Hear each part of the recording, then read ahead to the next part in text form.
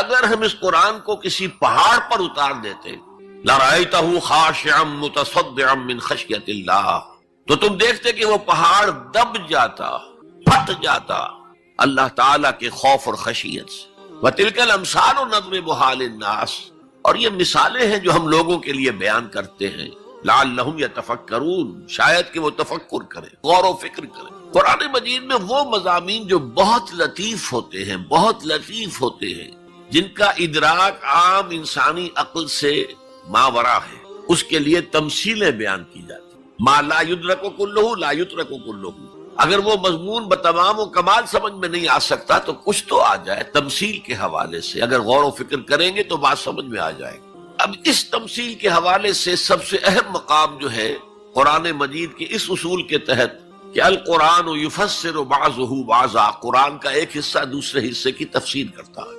سورہ اعراف میں یہ واقعہ مذکور ہے کہ جب حضرت موسیٰ علیہ السلام کوہ طور پر گئے تورات لینے کے لیے، تو وہاں انہوں نے اللہ سے ایک خواہش کا، ایک درخواست کا اظہار کیا۔ مخاطبہ اور مکالمہ تو اس سے پہلے بھی ہو چکا تھا، اب یہ شوق رب ارنی انظر الیک، پروردگار اب دیدار بھی عطا فرما دے۔ پردے کے پیچھے سے بات تو ہوتی رہی ہے اور ہو رہی ہے، لیکن دیدار بھی عطا کر دے۔ اللہ نے فرمایا لن ترانی، تم مجھے ہرگز نہیں دیکھ سکتے، ولکن انظر الی الجبل، لیکن وہ سامنے والے پہاڑ پر نگاہ جماؤ، فَإِنِ اسْتَقَرَّ مَكَانَهُ فَسَوْفَ تَرَانِي، اگر وہ اپنے مقام پر قائم رہ جائے، ہم اپنی ایک تجلی اس پر ڈالیں گے، اگر وہ جھیل جائے اس تجلی کو تو تم بھی سوچنا کہ ہمارا دیدار کر سکو۔ فَلَمَّا تَجَلَّى رَبُّهُ لِلْجَبَلِ، جب اللہ نے اپنی تجلی ڈالی اس پہاڑ پر، جَعَلَهُ دَكًّا، تو وہ پھٹ گیا، ریزہ ریزہ ہو گیا۔ وَخَرَّ مُوسَىٰ صَعِقًا، اور حضرت موسیٰ بے ہوش ہو کر گر گئے۔ حالانکہ تجلی براہ راست حضرت موسیٰ پر نہیں تھی، تجلی پہاڑ پر تھی، اور حضرت موسیٰ بالواسطہ اس تجلی کا مشاہدہ کر رہے تھے، لیکن اس تجلی کا نتیجہ کیا نکلا؟ پہاڑ پھٹ گیا، ریزہ ریزہ ہو گیا، اور حضرت موسیٰ بے ہوش ہو کر گئے۔ اب یہ واقعہ ہے، وہاں تو تمثیل بیان ہوئی اور یہ واقعہ ہے۔ تو جو اثر اللہ تعالیٰ کی ذات کی تجلی کا ہے، وہی اثر اللہ کی جو صفت ہے کلام، اس کی تجلی کا۔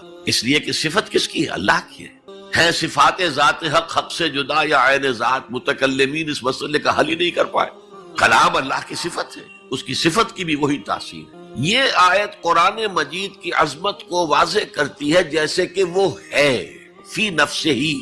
اب دیکھیے کوئی چیز بہت عظیم ہے، بہت عظیم ہے، بہت عظیم ہے، اگر مجھے اس سے کوئی فائدہ نہیں تو مجھے اس سے کوئی دلچسپی نہیں ہوگی۔ تو اب جو دوسرا مقام میں آپ کو سنا رہا ہوں، یہ سورہ یونس کی 2 آیات ہیں، یہ ترتیب میں نوٹ کرا چکا ہوں، 1 آیت، 2 آیتیں، 4 آیتیں، 6 آیتیں، 8 آیتیں۔ فرمایا یا ایھا الناس قد جاءتکم موعظۃ من ربکم وشفاء لما فی الصدور وہدی ورحمۃ للمؤمنین قل بفضل اللہ وبرحمتہ فلذلک فلیفرحوا ھو خیر مما یجمعون۔ اے لوگو، تمہارے پاس آ گئی ہے نصیحت، موعظت تمہارے رب کی طرف سے۔ وہ صرف موعظت نہیں ہے، سینوں کے اندر جو روگ ہیں، جو امراض ہیں، ان کا علاج بھی ہے، شفا بھی ہے، شفاء لما فی الصدور۔ تیسرے درجے میں وہ ہدایت ہے، وہ بتاتی ہے کدھر جاؤ کدھر نہ جاؤ۔ جیسے آپ نے دیکھا ہوگا پہاڑی راستوں پر قدم قدم کے اوپر کوشن ہوتا ہے، یہاں سپیڈ کم کر لو ورنہ تم کسی کھائی میں جا گرو گے۔ تو یہ ہدایت کیا ہے؟ دیکھو ادھر مت جانا، ادھر جاؤ، اگر ادھر جاؤ گے تمہارا سارا معاملہ تلپٹ ہو جائے، یہ ہے ہدایت۔ اور جو چیز دنیا میں ہدایت ہے وہ آخرت میں رحمت ہے، ہدی ورحمۃ للمؤمنین۔ اب میں چاہتا ہوں ان 4 الفاظ میں جو ربط ہے اسے سمجھیں۔ دیکھیے اگر کسی ایسی زمین پر بارش برسے جو اوپر سے بہت سخت ہے تو پانی بہہ جائے گا، زمین میں جذب نہیں ہوگا تو کوئی رویدگی پیدا نہیں ہوگی۔ اگر دل سخت ہے تو قرآن مجید ان پر کوئی اثر نہیں کرے۔ اس کے لیے سب سے پہلے موعظہ کی ضرورت ہے، واعظ کی ضرورت ہے، نصیحت کی ضرورت ہے، تاکہ دل نرم پڑ جائے۔ انسانی دل جب سخت ہوتے ہیں تو ان کی سختی چٹانوں سے زیادہ ہوتی ہے۔ سورہ بقرہ میں فرمایا ثم قست قلوبکم فہی کالحجارۃ او اشد قسوہ، یہودیوں سے خطاب ہے۔ ثم قست قلوبکم من بعد ذلک فہی کالحجارۃ او اشد قسوہ، اے بنی اسرائیل، تمہارے اس طرز عمل کے نتیجے میں تمہارے دل سخت ہو گئے اور اب وہ پتھروں سے زیادہ سخت ہے۔ لہذا سب سے پہلے ضرورت کیا ہے؟ دل کی زمین کو نرم کیا جائے، اس میں حل چلایا جائے۔ یہ کام ہے موعظہ کا، وعظ کا، نصیحت کا۔ ہمارے معاشرے میں کسی زمانے میں وعظ کا بڑا رواج تھا، آج کل یہ چیز ختم ہو، بلکہ وعظ کو گھٹیا بات سمجھا جاتا ہے۔ بھائی کوئی عقلی بات کرو، کوئی علمی بات کرو، تم تو وعظ کہہ رہے ہو، گویا کہ وعظ گھٹیا چیز ہے۔ نہیں، وعظ سے دل میں رقت پیدا ہوتی، نرمی پیدا ہوتی۔ تو قرآن مجید ہی سب سے بڑا موعظہ ہے۔ ہم نے بدقسمتی سے کیا کیا، جب وعظ کہے جاتے تھے تب بھی مثنوی مولانا روم سے، ضعیف احادیث سے، واعظ دستاں زنو افسانہ بند، واعظ بڑے اونچے اونچے ہاتھ چلا کر اور افسانہ جو ہے بیان کر رہا ہے، لیکن اس کا حال کیا ہے؟ از خطیب و دیلمی گفتار اوست، با ضعیف و شاذ و مرسل کار اوست۔ وہ خطیب بغدادی یا دیلمی کی جو احادیث ہیں، جو سب سے گھٹیا درجے کی کتابیں حدیث کی، سب سے کم تر درجے کی کتابیں حدیث کی، ضعیف کتابوں کے یوں سمجھئے کہ بہت بڑے مجموعے، وہاں سے وہ حدیثیں لا رہا ہے۔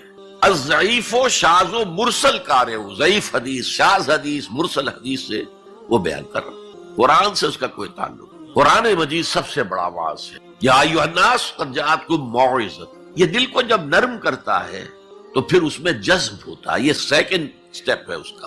اور جب دل میں جذب ہوگا تو دل کے اندر کی بیماریوں کو دور کر دے گا۔ دل کے اندر کی بیماریاں کون سی ہیں؟ تھرومبوسس نہیں، انجائنا نہیں، وہ اور ہیں۔ وہ دل کی بیماریاں جن کے لیے قرآن شفا ہے، وہ ہے تکبر، حسد، حب مال، حب دنیا، حب جاہ، حب شہرت۔ یہ ہیں وہ چیزیں کہ جو اصل ہیں، جو دل کے امراض ہیں، ان سب کو جڑ سے نکال کر پھینک دے گا قرآن حکیم۔ یا ایھا الناس قد جاءتکم موعظۃ من ربکم وشفاء لما فی الصدور، وہ ہدن، اور وہ ہدایت ہے۔ انفرادی زندگی کے لیے بھی ہدایت ہے، اجتماعی زندگی کے لیے بھی ہدایت ہے۔ کبھی اگر سورہ فاتحہ پر آپ غور کریں، جو ہماری نماز کا جزو لازم ہے، تو ہم پہلے کہتے ہیں الحمدللہ رب العالمین الرحمن الرحیم مالک یوم الدین ایاک نعبد و ایاک نستعین۔ یہ ہدایت تو ہمیں پہلے ہی ملی ہوئی ہے۔ پھر جو ہم کہتے ہیں اہدنا الصراط المستقیم، اللہ کو ہم نے پہچان لیا، اسے رب العالمین مان لیا، اسے رحمان مان لیا، اسے رحیم مان لیا، اسے روز جزا کا حاکم مطلق مان لیا، تو اب کون سی ہدایت رہ گئی؟ ہدایت تو آ گئی۔ اب اصل ہدایت جو درکار ہے وہ ہے جو ریلیونٹ ہے آج کے دور میں، جو اجتماعی نظام ہے انسانوں کا۔ اس کے لیے انسان بالکل بے بس، اس کی عقل جو ہے اجتماعی نظام عدل قائم نہیں کر سکتی۔ انفرادی طور پر نیکی اور بدی کا علم میرے اور آپ کے نفس کے اندر ودیعت شدہ ہے۔ وَنَفْسٍ وَمَا سَوَّاهَا فَأَلْهَمَهَا فُجُورَهَا وَتَقْوَاهَا، یہ موجود ہے۔ لیکن یہ کہ معاشرتی نظام میں عورت اور مرد کے درمیان کیا توازن ہو، ان کے حقوق و فرائض کا توازن دنیا میں کیا ہوتا رہا ہے اور ہو رہا ہے آج بھی۔ یا عورت جوتی کی نوک کے برابر ہے، کوئی اس کی حیثیت نہیں، بھیڑ بکری کی طرح ملکیت ہے، اس کے کوئی حقوق نہیں۔ اور یا عورت کلوپیٹرا بن کر پورے ملک کی قسمت کا بیڑا غرق کرتی ہے، انسانوں کے شانہ بشانہ ہو کر وہ در حقیقت خاندانی نظام کو برباد کرتی ہے۔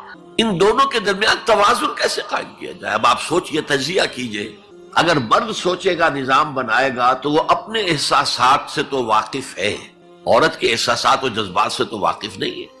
عورت نظام بنائے گی تو وہ اپنے احساس و جذبات سے واقف ہے، وہ مرد کے احساسات و جذبات سے واقف نہیں۔ یہ عادلانہ نظام وہی ہستی دے سکتی ہے جس نے مرد کو بھی پیدا کیا، عورت کو بھی پیدا کیا۔ ایک ایمپلائر ایمپلائی ریلیشن شپ ہے، کارخانے دار ہے، وہ لوگوں کو رکھتا ہے مزدور۔ اب جو بھی پروڈکشن ہو رہی ہے، جو نفع ہو رہا ہے، اس میں کتنا حصہ مزدور کا ہونا چاہیے، کتنا سرمایہ دار کا ہونا چاہیے، کون طے کرے گا؟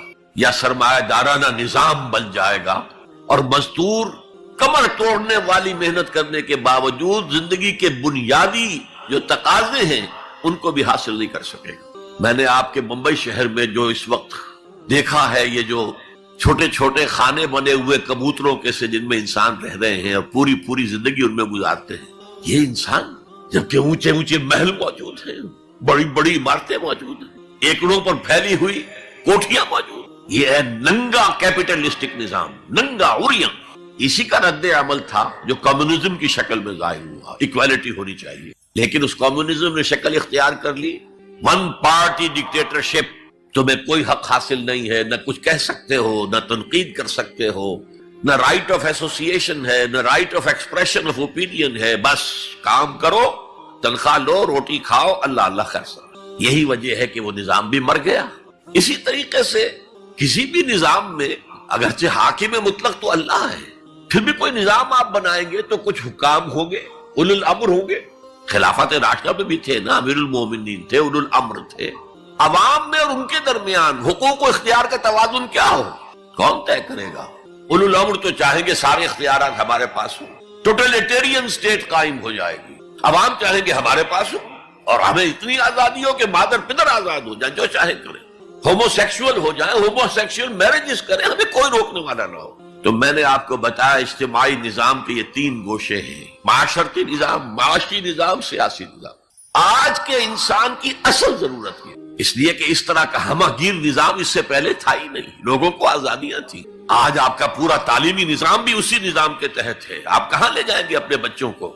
آپ ان کے حوالے کر کے اپنے ہاتھ دھو لیتے ہیں۔ You wash your hands of your children.